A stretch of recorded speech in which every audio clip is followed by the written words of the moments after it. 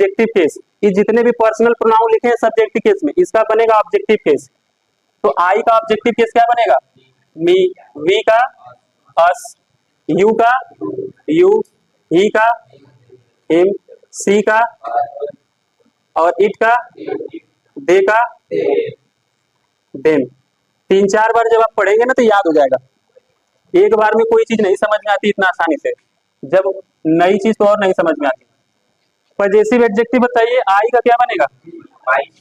माई, we का अवर, you का your, ही का हिज, सी का इट का इट्स और दे का देयर। अब बताइए पजेसिव प्रोनाउन, जितने भी सब्जेक्टिव केस इनका पजेसिव प्रोनाउन क्या बनेगा?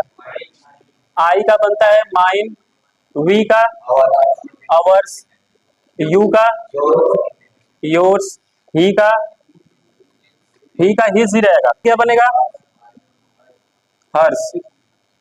इसका नहीं है, इसका देयर्स। ठीक है, अब देखो मेरी बात सुनो। जब रिपोर्टेड स्पीच में यानी इन्वर्टेड कामा के भीतर फर्स्ट पर्सन का प्रोनाउन कोई आया है या सेकेंड पर्सन का या थर्ड पर्सन का, सबसे पहले आप उसका देखेंगे केस, है ना, कि वो सब्जेक्टिव केस है कि ऑब्जेक्टिव केस है। अगर कोई प्रोनाउन सब्जेक्टिव केस का है, जैसे अगर इन्वर्टेड कामा के भीतर ये बोला गया है कि I am your friend, I am your friend, ठीक है, तो आई क्या है? सब्जेक्टिव केस है। जब ये चेंज होगा तब भी ये सब्जेक्टिव केस में ही लिखा जाएगा। ठीक है, यानी इस लाइन का जब चेंज होगा तो इसी लाइन का कोई प्रोनाउन आएगा, इधर नहीं जाएंगे आप। योर क्या है इसमें? देखिए योर क्या है? पजेसिव एडजेक्टिव है। जब योर को आप चेंज करेंगे, चेंज होगा कि नहीं? सेकंड पर्सन में है तो चेंज होगा। तो जब ये चेंज होगा ना तो इसी लाइन में से किसी में चेंज होगा, ऐसा नहीं कि इधर चला जाए। ठीक है, देखो यही सबसे इंपॉर्टेंट रूल है। जो भी आप प्रोनाउन चेंज करेंगे सबसे पहले उसका क्या ढूंढेंगे कि वो किस केस में है। ठीक है, अगर पता चला है सब्जेक्टिव केस तो यानी इसी में से आई है तो इसी में से किसी एक में आएगा। अगर पजेसिव एडजेक्टिव है तो इसी में से चेंज होगा।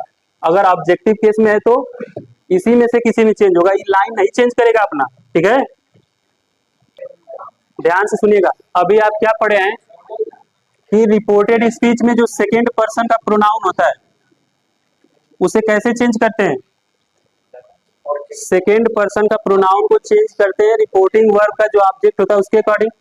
लेकिन मैंने क्या लिखा है कि जब रिपोर्टेड स्पीच में सेकेंड पर्सन का प्रोनाउन हो और उधर क्या हो, ऑब्जेक्ट न दिया हो, तब कैसे चेंज करेंगे? तब एक नियम लगाते हैं कि आप अपने हिसाब से, अपनी जरूरत के हिसाब से क्या मान लेंगे कि जो आपका जो इधर बोला गया ये है ना, इधर कोई ऑब्जेक्ट होना चाहिए कि नहीं? ये ऑब्जेक्ट कौन सा है? या तो फर्स्ट पर्सन का है या फिर थर्ड पर्सन का। अगर आप मानते हैं फर्स्ट पर्सन में तो क्या मान सकते हैं?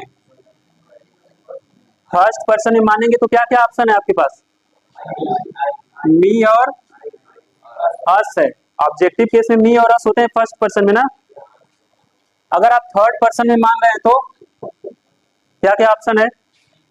हिम है, हिज है, सॉरी हर, इट तो नहीं मानेंगे, कोई आदमी होगा तो देयर मान सकते हैं। ठीक है, 3 ऑप्शन। तो मान लीजिए मैं यहाँ पर क्या मान ले रहा हूँ, क्या लिखा है? मी लिखा है। She said to me you teach my sister.